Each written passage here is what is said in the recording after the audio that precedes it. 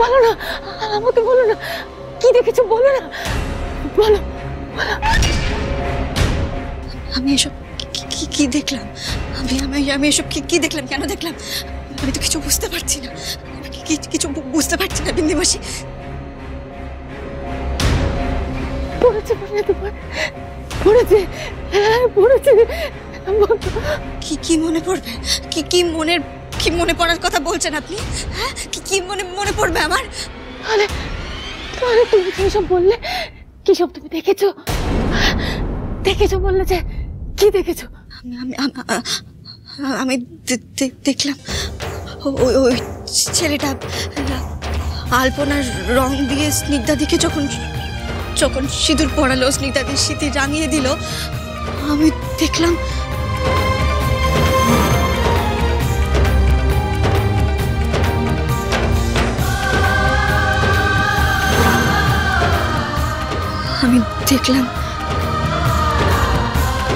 যেভাবে ওই ছেলেটা স্নিগ্ধাদির সিঁথি রাঙিয়ে দিল, একই রকম ভাবে কেউ একজন লাল রং দিয়ে আমারও সিঁথি রাঙিয়ে দিয়েছিল।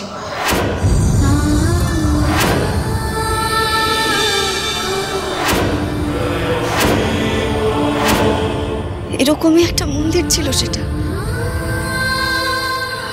আর ছেলেটাকে সবাই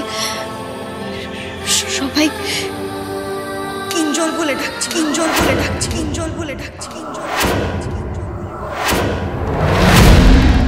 তুমি কিঞ্জলকে চিনতে পেরেছো? তাহলে তুমি কি বুঝতে পেরেছো তুমি কে? তুমি পঞ্চমী। কিঞ্জলের স্ত্রী পঞ্চমী।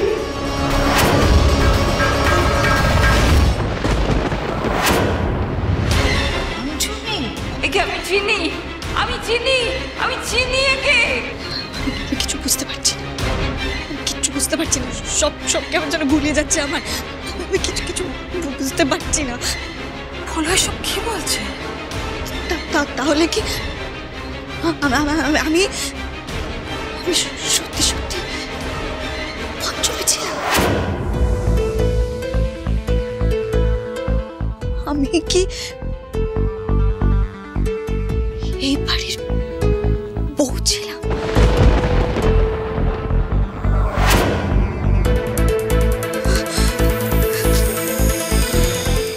বেরিয়ে যান এই ঘর থেকে, এক্ষুনি আপনি চলে যান। বেরিয়ে যান এক্ষুনি, ঘর থেকে বেরিয়ে যান। কি বিশ্বাস করবো, কি অবিশ্বাস করবো, আমি কিছু বুঝতে পারছি না। সবটা কেমন যেন আমার টালগোল পাকিয়ে যাচ্ছে। আপনি চলে যান এখান থেকে, শিগগিরই ঘর থেকে চলে যান। পঞ্চমী, এবার হয়তো সব মনে পড়বে।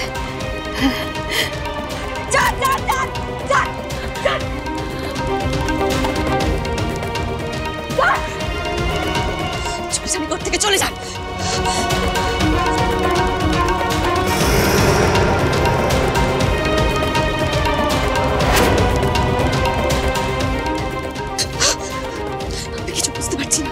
কিছু বুঝতে পারছি না, আমার খুব অস্থির লাগছে, আমার খুব শরীর খারাপ করছে, আমি কিছু বুঝতে পারছি না, খুব অস্থির লাগছে। আমি তোদের কথা বাইরে থেকে সব শুনেছি। আচ্ছা তুই আমাকে একটা কথা বলছে, তোর স্বপ্নে কি কোথাও আমি ছিলাম? মানে কোথাও আমাকে দেখেছিস? না, তুই তো ছিলি না। আর তুই থাকবি বা কেন? কি করেই বা থাকবি? আচ্ছা সুচিত, তোর এরকম মনে হলো কেন? তাহলে আমার রোলটা কি ছিলাম আমি? দেখ বলো, আমার মনে হয় যে তোর অতীতের সঙ্গে আমার অতীত কোনো না কোনো ভাবে তো জড়িতই, সে কারণে এসব কিছু হচ্ছে। আচ্ছা বলছি যে তুই তোর স্বপ্নে যাকে কিঞ্জল রূপে দেখেছিস, তাকে কি এই বাড়িতে কোথাও দেখেছিস? মানে তাকে দেখলে তুই চিনতে পারবি?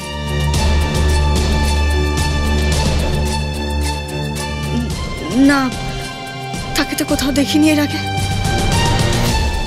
আচ্ছা বলো, বলছি যে তুই যাকে তোর স্বপ্নে কিঞ্জল রূপে দেখেছিস, সে কোনোভাবে কনিষ্ক নয় তো?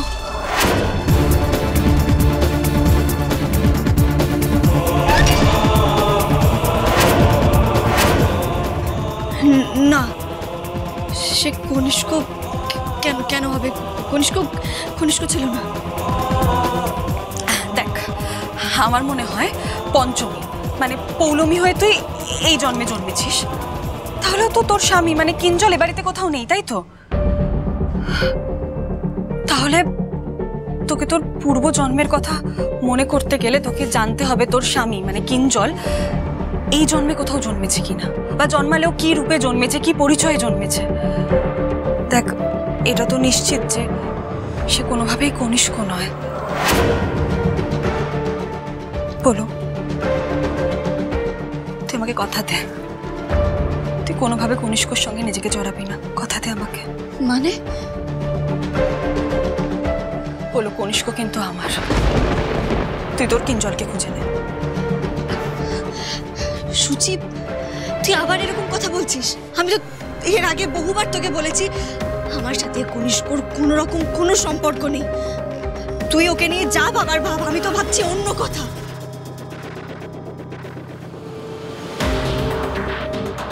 যে কিঞ্জলকে আমি স্বপ্নে দেখলাম সে যদি আবার জন্ম নিয়ে থাকে, তাহলে এখন সে কোথায়?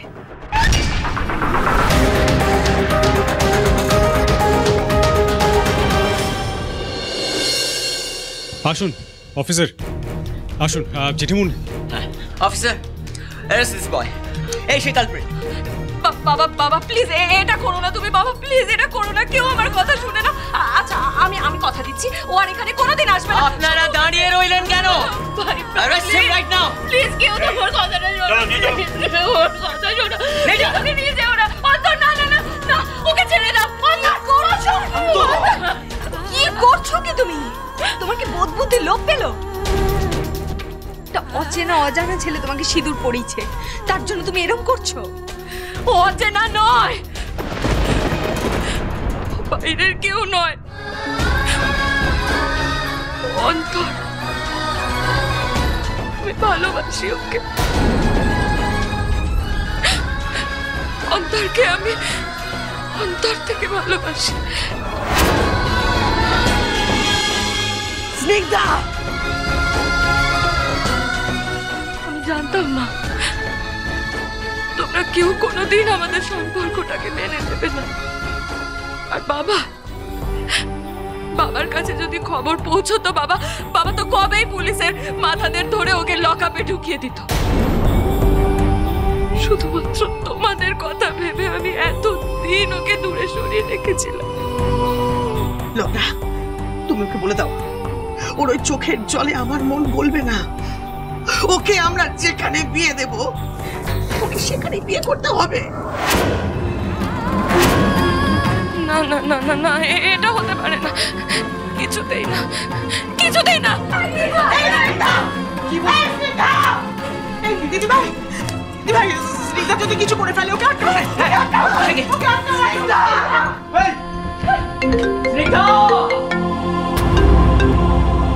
হ্যালো, হ্যাঁ বলছি। সে কি? কখন?